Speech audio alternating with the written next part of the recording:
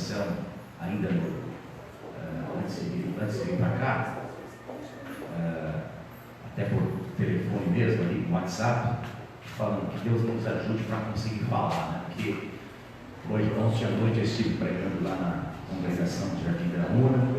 Hoje pela manhã, preguei na nossa cantata de Natal, na sede, um momento muito especial, muito bonito, no nosso ministério, hoje pela manhã. E chega uma hora que a garganta a voz vai falhando, né? Então vamos ver aqui se Deus nos dá graça. Eu tenho certeza que dá de nos dar, para a gente compartilhar um pouco do que Deus tem falado no nosso coração. Eu quero convidar você para ler a sua Bíblia no Salmo 23.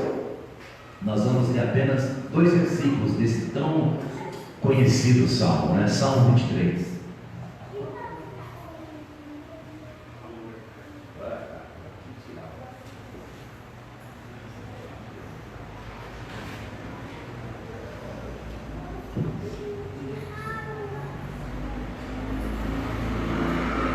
Vocês sabem, irmãos, que nós estamos nos aproximando do final de mais um ano.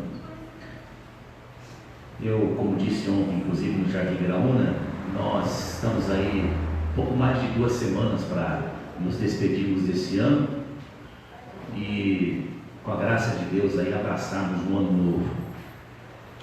E como eu tenho falado, né?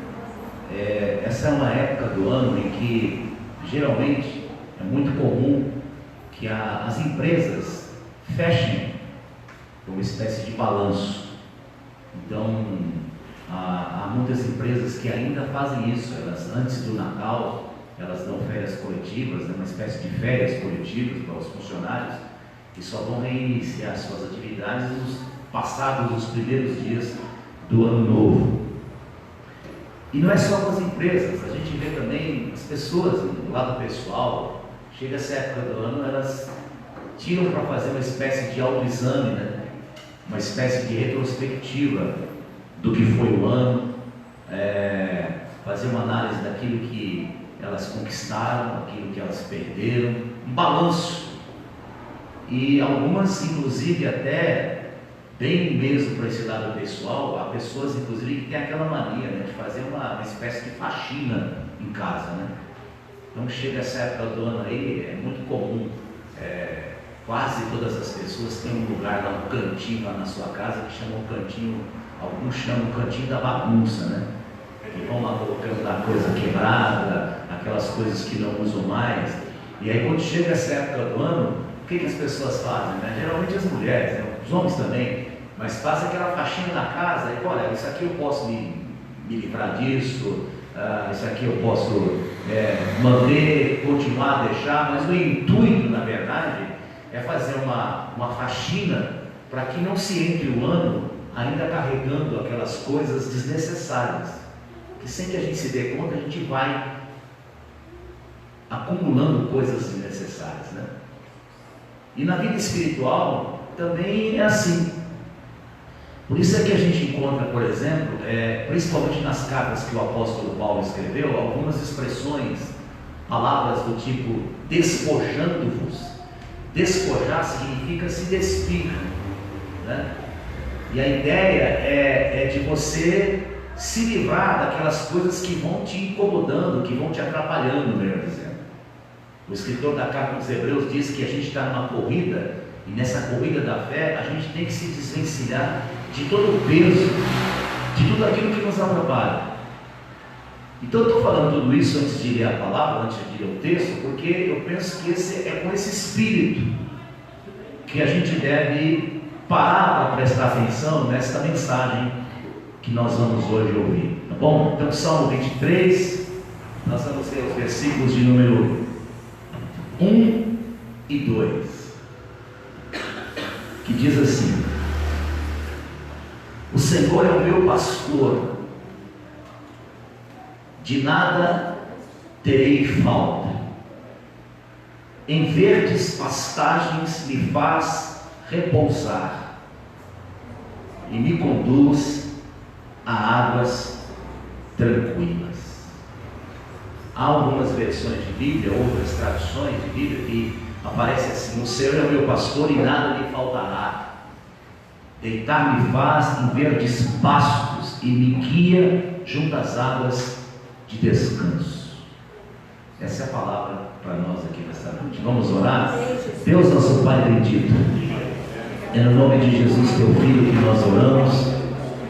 Te damos graças pelo privilégio, pela oportunidade que o Senhor nos concede de podermos mais uma vez estar reunidos aqui como igreja, Senhor, para louvar o teu nome. Muito obrigado, Deus, ó Pai, porque nos concede a oportunidade da vida, Senhor, e nos concede o privilégio de mais uma vez adorarmos, prestarmos culto, reverência ao Senhor, no reconhecimento de que o Senhor é bom em todo o tempo e digno de ser louvado e de ser exaltado entre nós. Fala conosco nesta noite. Peço que seja assim, Senhor, em nome de Jesus, para a glória do Senhor. Amém. Eu, como já tive a oportunidade de falar em outras ocasiões, eu comecei a pregar, eu comecei a falar de Jesus com 15 anos. Hoje eu estou com 54 anos. Então, já passa aí de mais de 30 anos que eu tenho tido o privilégio de falar de Jesus. E ao longo desses anos, não foram poucas as vezes em que eu tive a oportunidade de, ao atender pessoas, aconselhar pessoas, escutar muitas delas dizerem que estão cansadas. Gente que ao longo da trajetória se queixa dizendo: olha, eu não aguento mais, eu estou no meu limite, no limite das minhas forças, eu estou no limite da exaustão. Mas em geral, essas pessoas, elas não estão se queixando de um cansaço físico. Na medida em que eu as escutava, dava para identificar claramente que o cansaço delas não era um cansaço material, não era um cansaço do corpo, não era um cansaço físico. Porque esse tipo de cansaço, eu penso que invariavelmente a gente consegue resolver. A gente sabe como solucionar. Basta que a gente tome um bom banho, né? Algumas horas de sono, e a gente de alguma forma consegue repor as energias e descansar. Então a gente soluciona esse tipo de cansaço, mas em geral, na grande maioria das pessoas às quais eu ouvi, escutei se queixando de que estão cansadas, de que já não aguentam mais, de que já estão no seu limite, são pessoas que estão cansadas mentalmente, emocionalmente, espiritualmente falando. Inclusive no meio religioso. Principalmente a gente encontra muitos cristãos cansados espiritualmente falando, cansados emocionalmente. Gente que inclusive chegou àquele estágio em que o apóstolo Paulo inclusive chegou a alertar, gente que se cansou de fazer o bem. O apóstolo Paulo, por exemplo, em sua carta aos Gálatas diz: olha, não se cansem de fazer o bem. Ele não disse isso à toa, ele não disse isso sem razão. Ele disse isso porque existe sim a possibilidade de mesmo nós cristãos começarmos a entrar naquele tipo de pensamento, naquele tipo de postura, de atitude em que a gente vê tanta injustiça, a gente vê tanta maldade, a gente vê que as coisas não prevalecem de uma forma justa e a gente se cansa de fazer o bem. A gente começa, por exemplo, a dizer assim: por que eu tenho que continuar pelejando pela fé? Por que eu tenho que continuar batalhando por aquilo que é justo? Por que eu tenho que continuar lutando para que as coisas boas, para que o que é certo, o que é o direito prevaleça? Se eu estou vendo tanta injustiça, se eu vejo corrupção, se eu vejo maldade, se eu vejo gente que trai, se eu vejo gente que... Inclusive hoje eu tive a infelicidade de escutar, né, uma pessoa dizer: eu estou desistindo do meu casamento, porque é a moda agora, né? Então, se a gente tomar cuidado, a gente vai de alguma forma se contaminando com esse espírito que aí está, e a gente se cansa de fazer o bem, se cansa emocionalmente falando, se cansa espiritualmente falando. A gente escuta hoje com muita frequência gente cansada dizendo: olha, eu não aguento mais carregar esse peso. A gente que está carregando um fardo, gente que está carregando um peso, mas não é um fardo material, não é um fardo físico, é um fardo existencial, é um fardo espiritual, é um fardo que eles estão carregando dentro de si, é um fardo que eles estão carregando na alma, no coração, é um fardo que vai roubando as energias, sugando as nossas forças, é um fardo que vai, de alguma forma, nos tirando o prazer da alegria, o prazer de viver. Quantas pessoas que você conhece que outrora eram pessoas cheias de vida, gente que você olhava e contagiava pelo brilho no rosto, e hoje você vê essas pessoas apagadas. Você olha para essas pessoas e se assusta, porque houve uma mudança radical, mas não uma mudança para melhor, uma mudança para pior. A pessoa, é como se a pessoa tivesse apagado. A luz que elas tinham apagou, o brilho que elas tinham desapareceu. Gente que está exausta, gente que está cansada, gente que está carregando fardo pesado. E eu já testemunhei, já falei em alguns cultos, tive a oportunidade, inclusive, de falar isso na sede, que a questão de mais ou menos uns 6 meses, eu atendi na sede lá de Santo Amaro, um pastor, que não é do nosso ministério, ele não é da nossa igreja, a esposa dele é. Inclusive a esposa dele estava hoje de manhã lá no culto, na cantada. E esse pastor estava enfrentando problemas na vida pessoal, relacionamento, e ele veio conversar comigo. A esposa dele incentivou que ele viesse conversar comigo. Ele veio, eu o ouvi bastante, mais escutei do que falei, porque em geral essa é a proposta da terapia, ou mesmo do aconselhamento. Você escuta a pessoa, escuta, deixa ela desabafar, deixa ela colocar para fora aquilo que ela está angustiando. E aí, quando ele terminou de falar, eu o aconselhei, trouxe algumas palavras, e depois, quando a gente estava já terminando, ele se despediu de mim, aí apertou na minha mão, segurou na minha mão e apertou, e disse as seguintes palavras: pastor, muito obrigado pelos seus conselhos, porque eu estava carregando um fardo que não era meu. Pastor, muito obrigado pelos seus conselhos, porque eu estava carregando um fardo que não era meu. E quando ele disse essas palavras me marcaram muito, porque essa é uma realidade que acontece com a vida de qualquer pessoa, inclusive a minha, a sua. A gente, com mais frequência do que pode imaginar, a gente acaba acumulando pesos.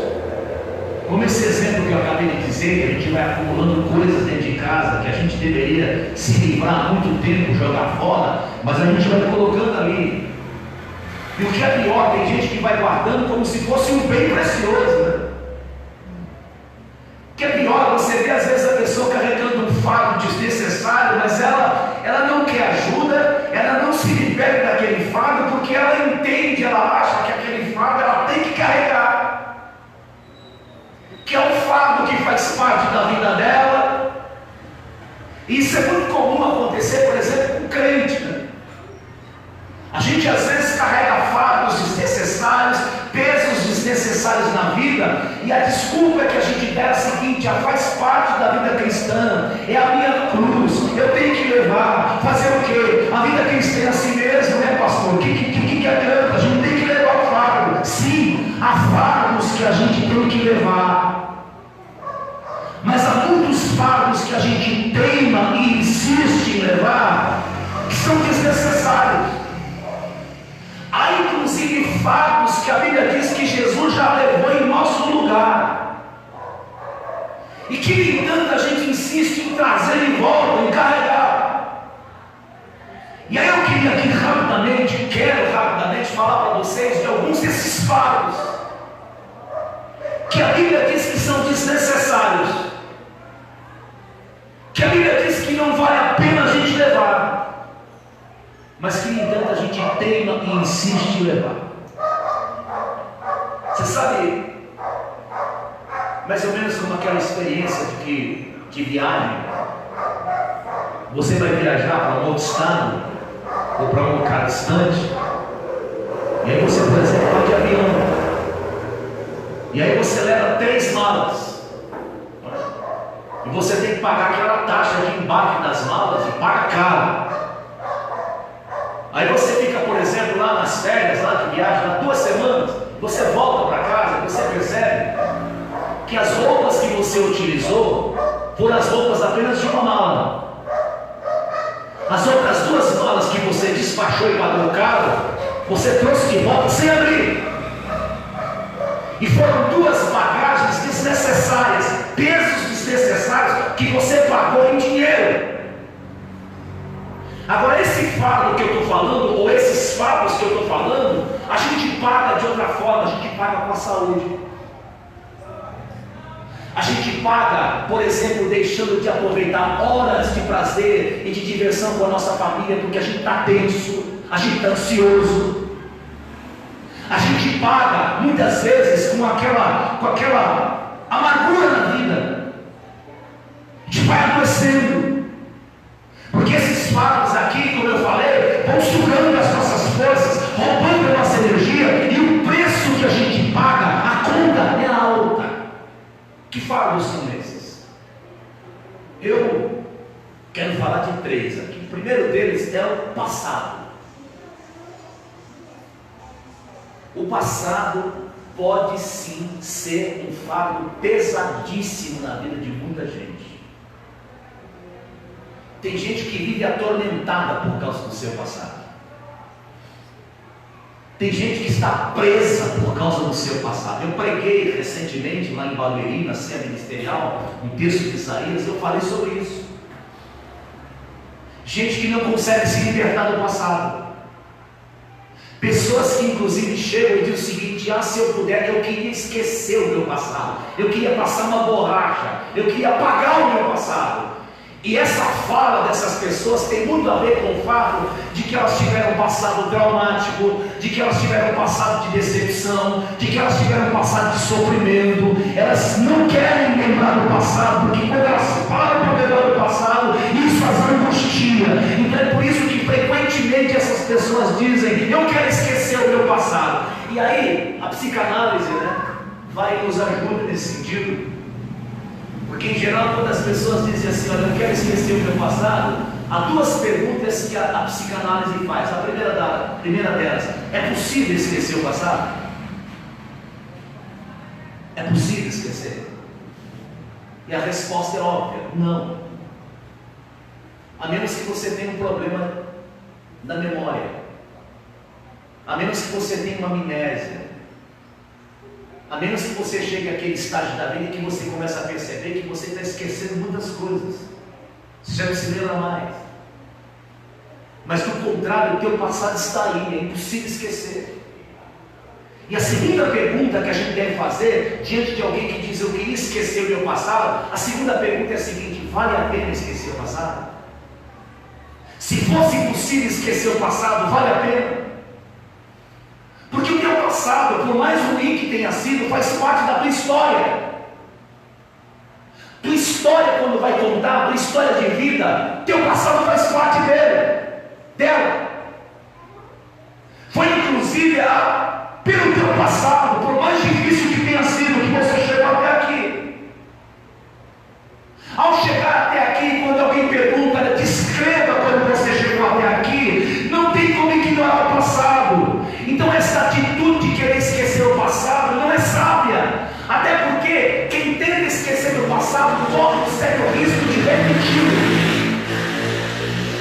Você diz: eu queria esquecer o meu passado porque eu ignorar o meu passado, porque o meu passado foi ruim. Mas quem assume essa postura corre um sério risco de repetir os mesmos erros, porque a pessoa não aprende com o passado. Então a ordem da palavra de Deus, quando o apóstolo Paulo falou, por exemplo, assim: olha, esquecendo-me das coisas que para trás ficam. Quando o próprio Deus disse no livro de Isaías, na mensagem que eu preguei na ceia: esqueçam o passado. Esse esquecer não é no sentido de esquecer. Esse esquecer é no sentido de dizer o seguinte: não fique preso ao teu passado. Não deixe que o passado se torne uma prisão na tua vida. Não deixe que o passado te aprisione, não deixe que o passado te atormente. Deus quer, inclusive, que você se reconcilie com o teu passado. E só há um jeito de se reconciliar com o seu passado: é quando a gente crê que Jesus é o mesmo ontem, é o mesmo hoje, será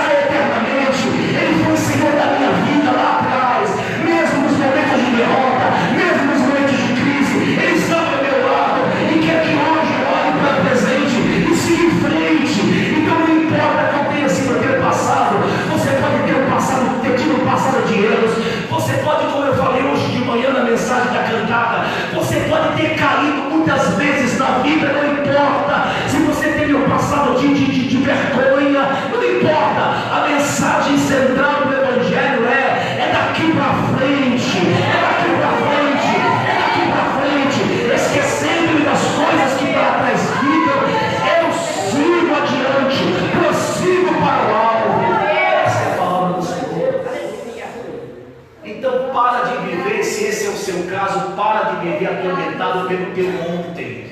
Deus tem uma nova história para escrever na tua vida.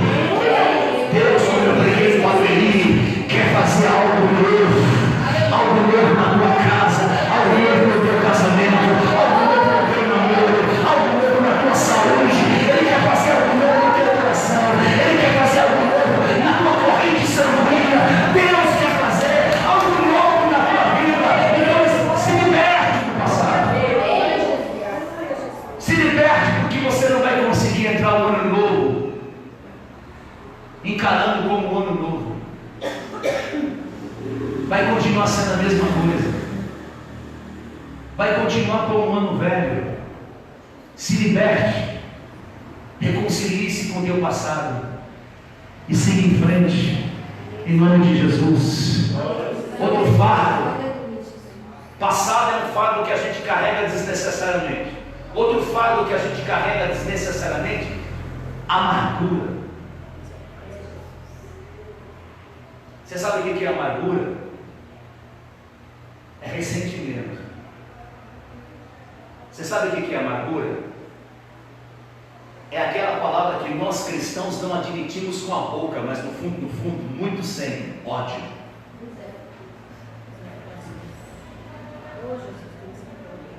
Você não vê facilmente um cristão dizer eu tenho ódio. Mas lá no fundo, a amargura tem a ver com isso. Os dicionários definem amargura como amargor, sabor amargo, azedume, rancor, ressentimento. Sabe aquele gosto ruim que você sente, que a pessoa sente na boca? Aquele gosto amargo, que a pessoa acha que é problema no fígado, mas não é, é amargura. A amargura vai nos contaminando, vai nos azedando. E você sabe qual que é o problema da amargura? É que ela não para, ela vai aumentando, crescendo, se espalhando. O escritor da carta aos Hebreus comparou a amargura como uma raiz. E eu acho uma extraordinária comparação, sabe por quê? Porque a raiz a gente não vê. Às vezes a gente passa pelas calçadas e vê a raiz das árvores assim, mas quando você chega a ver a raiz é porque ela arrebentou o chão. A raiz está embaixo da terra, a gente não vê, e ela está se espalhando silenciosamente. Assim é que faz a amargura. Ela vai ocupando espaço, nos enchendo, nos contaminando, e diz o escritor da carta aos Hebreus que ela contamina não só a nós, ela causa perturbação a muitas pessoas.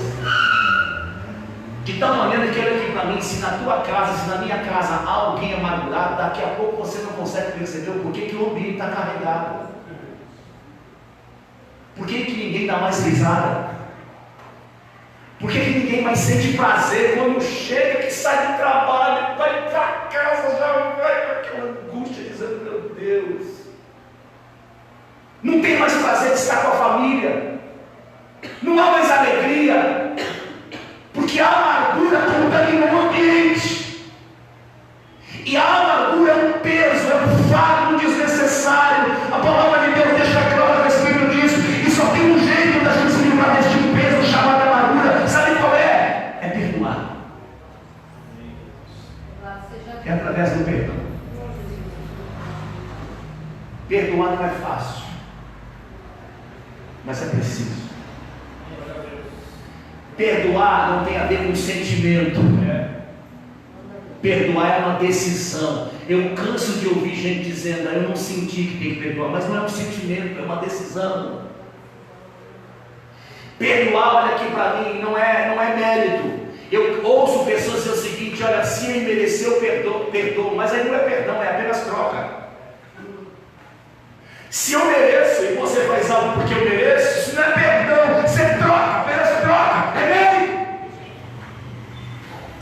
E perdão é para quem não merece. Perdão é para aquela pessoa que nos ofendeu, que nos fez mal, e que a gente olha e diz o seguinte, não há mérito nela. Mas a gente sabiamente toma a seguinte decisão, eu quero me ver livre dessa prisão. Porque alguém disse que quando a gente não perdoa,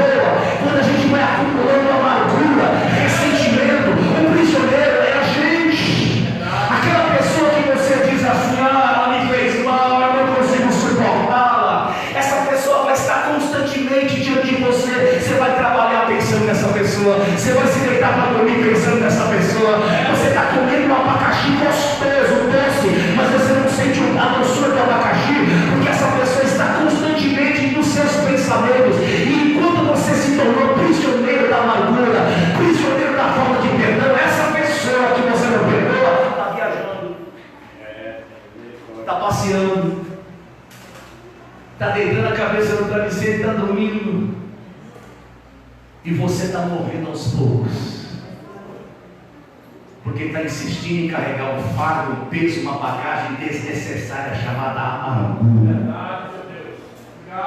E a Bíblia vai dizer que só tem um jeito.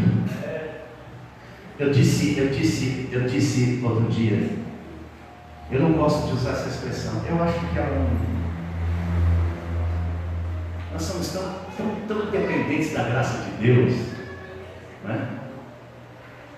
A gente é tão limitado, tão falho, e às vezes a gente começa a assumir uma postura de se achar, né? Como eu disse hoje de manhã, a gente começa a se inchar, a se orgulhar. Eu não gosto muito dessa expressão, mas se for para te ajudar a entender, eu vou usá-la. Libera perdão, meu irmão. Libera perdão. Glória a Deus. A gente não libera nada, quem libera é Jesus. Mas se é para você entender, libera esse perdão.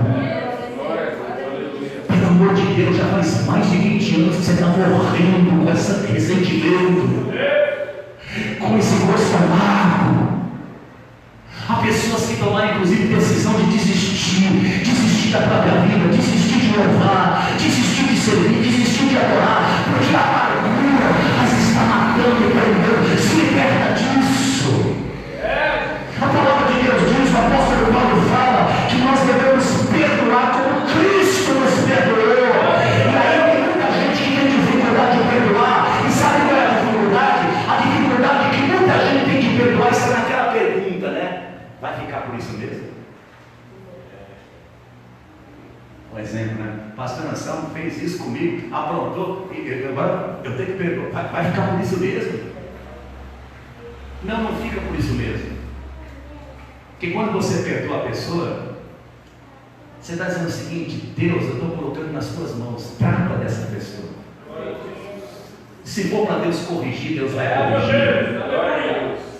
Se for para Deus repreender, Deus vai repreender. Se for para Deus transformar essa pessoa, e esse é o grande objetivo do perdão, Deus vai fazer isso. Mas pelo amor de Deus, se liberta dessa carga. Não deixa o ano terminar carregando essa amargura, esse peso que eu torno a dizer, você está pagando com a própria saúde. Você acha que isso tem a ver com uma bactéria, é um vírus, pastor, é assim mesmo, vou fazer o quê? Tem muita gente assim. Não, é a amargura que está te adoecendo. Às vezes é esse ressentimento que está sobrecarregando a tua coluna de tal maneira que é como se tivesse uma hérnia de disco pesada atrás de você. Mas sabe o que é isso? É o peso da amargura. Se liberta disso, seja curado, receba a tua cura. Se você está carregando esse fardo pesado que está adoecendo você, esta é uma noite de milagre, esta é uma noite de cura, esta é uma noite de libertação, em nome de Jesus. Primeiro fardo desnecessário, passado. Segundo fardo desnecessário, que a gente carrega desnecessariamente, amargura. Terceiro e último fardo que eu quero falar para a gente orar: ansiedade.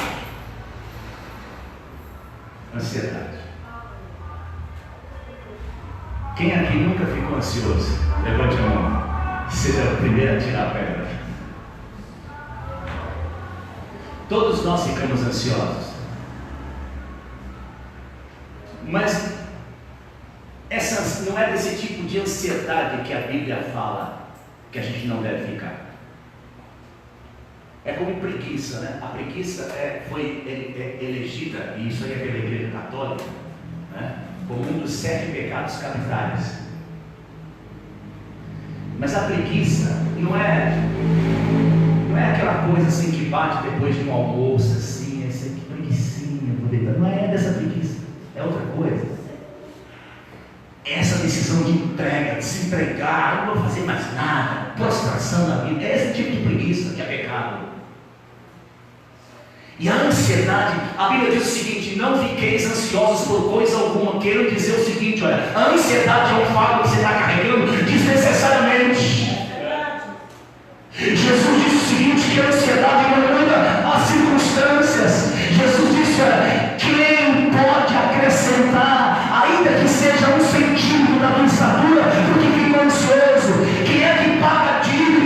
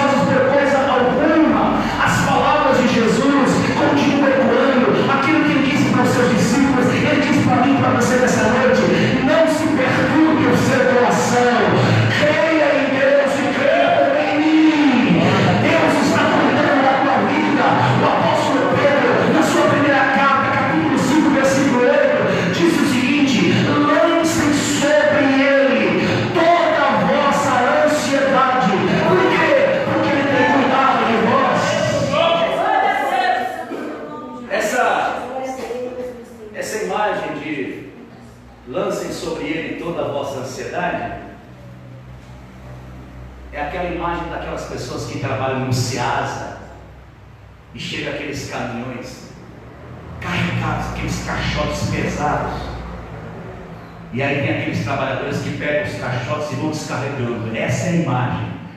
O que Pedro está dizendo é o seguinte: olha, pega esse fardo de ansiedade e descarrega nas mãos de Deus. Porque não é que Ele vai cuidar, Ele já tem cuidado de vós. Ele está cuidando. Muitas vezes nós não percebemos, como eu preguei na Sem Barueri, o agir de Deus. Quantas vezes nós nos pegamos, inclusive, pensando, querendo questionar: Deus me abandonou, por que Ele me abandonou? Por que eu não estou conseguindo ver o agir de Deus na minha vida? Eu só escuto irmãos pegarem o microfone e testemunhar de bênçãos, testemunhar de milagres, testemunhar de cura, mas por que eu não estou conseguindo ver? Meu amado irmão, nessa noite eu quero te dizer: Deus está trabalhando, continua trabalhando em favor daqueles que nele esperam. Talvez esse meio da tua vida seja tão turvo que você não está conseguindo perceber, mas não se entregue, não se desespere. Sabe por quê? Porque a minha Bíblia, a tua Bíblia diz que Deus tem cuidado de nós. O apóstolo Paulo, escrevendo a sua carta aos Filipenses, disse o seguinte: o meu Deus suprirá todas as necessidades de vocês.